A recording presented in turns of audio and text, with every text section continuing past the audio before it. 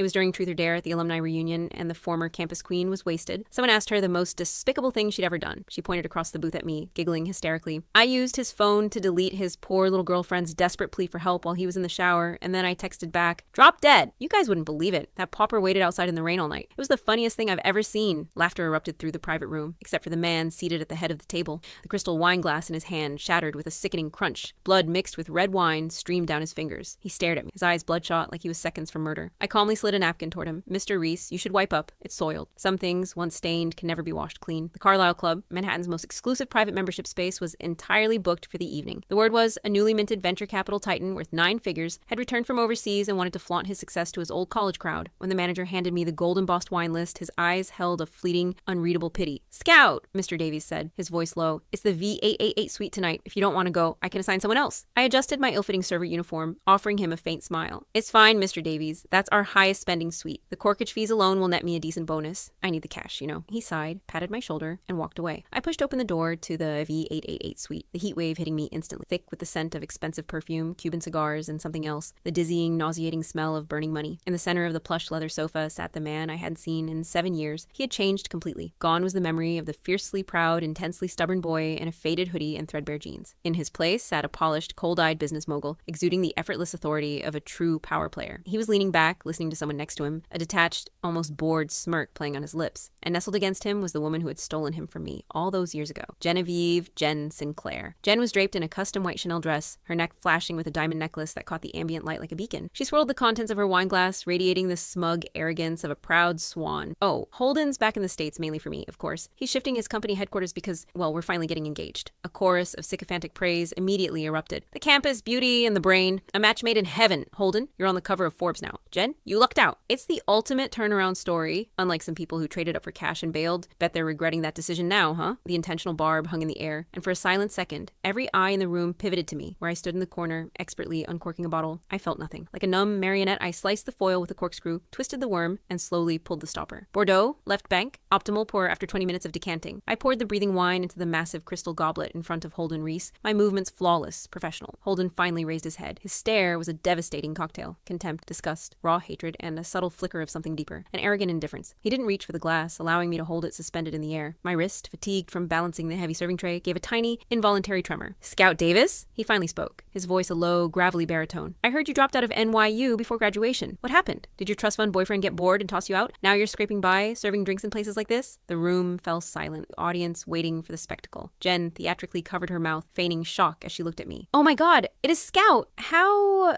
are you dressed like that? Honey,